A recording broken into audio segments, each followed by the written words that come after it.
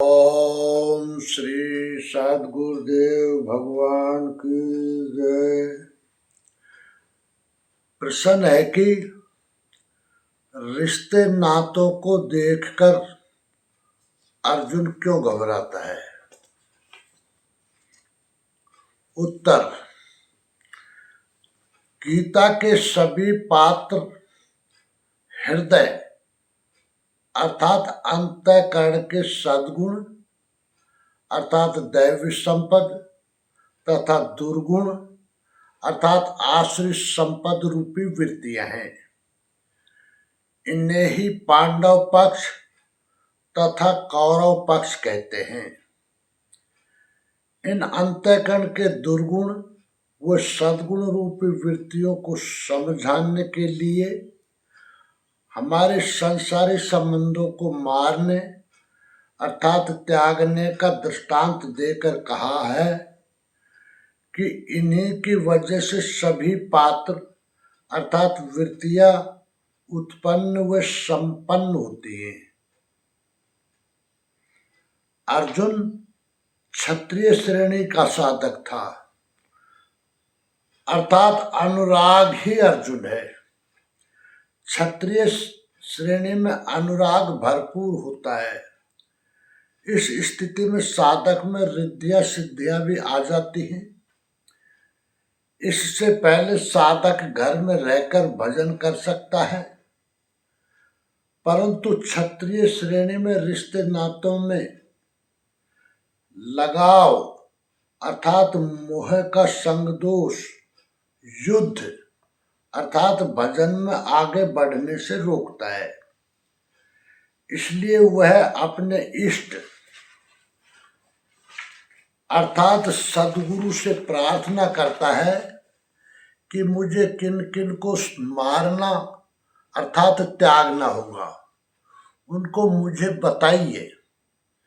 गीता 1/20 में संजय तथा 1/21 में अर्जुन कहता है,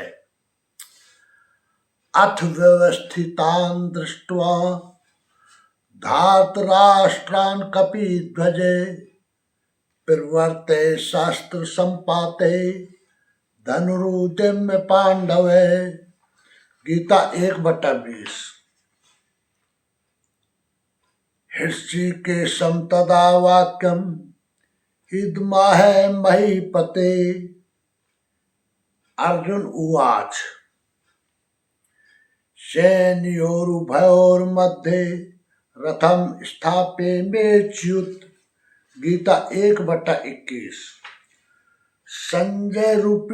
संयम रूपी संजय ने अज्ञान से आवृत मन को समझाया कि हे राजन, उसके उपरांत कपिध्वज वैराग्य रूपी हनुमान, वैराग्य ही ध्वज है जिसका, उस अर्जुन ने व्यवस्थित रूप से धृतराष्ट्र पुत्रों को खड़े देखकर शस्त्र चलाने की तैयारी के समय धनुष उठाकर हृषिकेशम जो हृदय के सर्व ज्ञाता हैं उन योगेश्वर श्री कृष्ण से ये वचन कहा, हे अच्युत अर्थात जो कभी च्युत नहीं होता, मेरे रथ को दोनों सेनाओं के बीच खड़ा करिए। यह सारथी को दिया गया आदेश नहीं, इष्ट अर्थात सद्गुरु से की गई प्रार्थना है। किस लिए खड़ा करें? गीता 1/22 में कहता है, याव देता निरीक्षेऽहं योद्धुकामानवस्थितान् कर्मया स योद्धव्यम् अस्मिन् रणसमुद्यमे। गीता 1/22। जब तक मैं इन स्थित हुए युद्ध की कामना वालों को अच्छी प्रकार देखने लूं कि इस युद्ध उद्योग में मुझे किन किन के साथ युद्ध करना योग्य है, इस युद्ध व्यापार में मुझे किन किन के साथ युद्ध करना है। गीता 1/23 में अर्जुन कहता है, योत्से मानान्वेक्षे हम ये एतेत्र समागता धार्तराष्ट्रस्य दुर्बुद्धे युद्धे प्रिय चिकीर्षवे। गीता 1/23। दुर्बुद्धि दुर्योधन का युद्ध में कल्याण चाहने वाले जो जो राजा लोग इस सेना में आए हैं उन युद्ध करने वालों को मैं देखूंगा, इसलिए खड़ा करे। मोहरूपी दुर्योधन, मोहमयी वृत्तियों का कल्याण चाहने वाले जो जो राजा इस युद्ध में आए हैं उनको मैं देख लूं। गीता 1/24 में संजय कहता है, संजय उवाच एवं मुक्तो हृषिकेशो गुडाकेशेन भारत सेनयोरुभयोर्मध्ये स्थापित्वा रथोत्तमम्। गीता 1/24। भीष्म द्रोण प्रमुखतः सर्वेषां च महीक्षिताम् उवाच पार्थ पश्यैतान् संवेतान् कुरु नीति। गीता 1/25।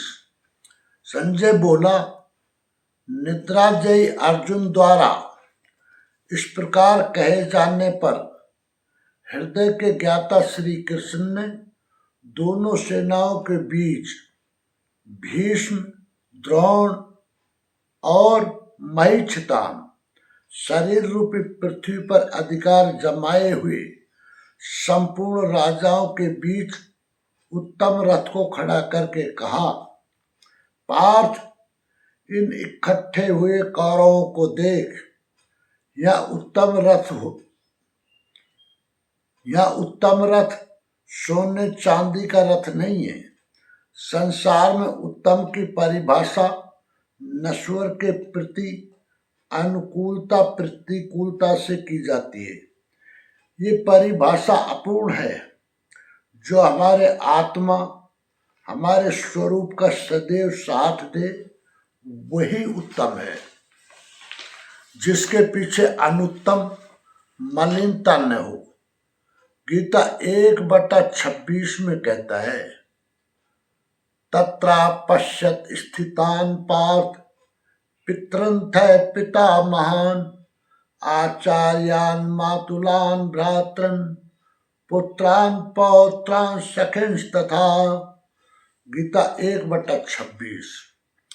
श्वशुरान् सुहृदश्चैव सैन्योरुभयोरपि। गीता 1/27। इसके उपरांत अचूक लक्ष्य वाले पार्थिव शरीर को रथ बनाने वाले पार्थ ने उन दोनों सेनाओं में स्थित पिता के भाइयों को, पितामहों को, आचार्यों को, मामाओं को, भाइयों को, पुत्रों को, पौत्रों को, मित्रों को, ससुरों को और सुहृदों को देखा। दोनों सेनाओं में अर्जुन को केवल अपना परिवार, मामा का परिवार, ससुराल का परिवार, सुहृद और गुरुजन दिखाई पड़े। महाभारत काल की गणना के अनुसार 18 अक्षौणी लगभग 40 लाख के समकक्ष होता है, किंतु प्रचलित गणना के अनुसार 18 अक्षौणी 6.5 अरब के लगभग होता है, जो आज के विश्व की जनसंख्या के समकक्ष है। इतने मात्र के लिए यदा कदा विश्व स्तर पर आवास एवं खाद्य समस्या बन जाती है। इतना बड़ा जनसमूह अर्जुन के 3-4 रिश्तेदारों का परिवार मात्र था। क्या इतना बड़ा भी किसी का परिवार होता है? कदापि नहीं। ये हृदय देश का चित्रण है। आगे गीता 1/27 वो 28 में संजय कहता है, तान समीक्षे स कौन्तेय सर्वान् बन्धून् वस्थितान्। गीता 1/27। कृपया पर्याविष्टौ विषीदन्निदं ब्रवीत्। गीता 1/28। इस प्रकार खड़े हुए उन संपूर्ण बंधुओं को देखकर अत्यंत करुणा से आवृत कुंती पुत्र अर्जुन शोक करता हुआ बोला। अर्जुन शोक करने लगा क्योंकि उसने देखा कि सब तो अपना परिवार ही है। निष्कर्ष यह है कि इस प्रकार युद्ध में खड़े हुए उन संपूर्ण बंधुओं को देखकर अत्यंत करुणा से आवृत अनुराग रूपी अर्जुन भी शोक करने लगा है क्योंकि उसने देखा कि ये सब तो अपना परिवार ही है। ये अनुराग साधक की वह स्थिति है जिसमें उससे घर बार, रिश्ते नाते, कुटुंब, परिवार, सुहृद, मित्र इत्यादि सबका त्याग करना होता है। इसलिए अनुरागी साधक भी लगाव अर्थात मोह की वजह से दुखी हो जाता है। वस्तुतः बाहर संसार में जैसे हमें दुख देने वाले और सुख देने वाले दो पक्ष हैं, ऐसे एक संसार अंतःकरण अर्थात मन में भी है।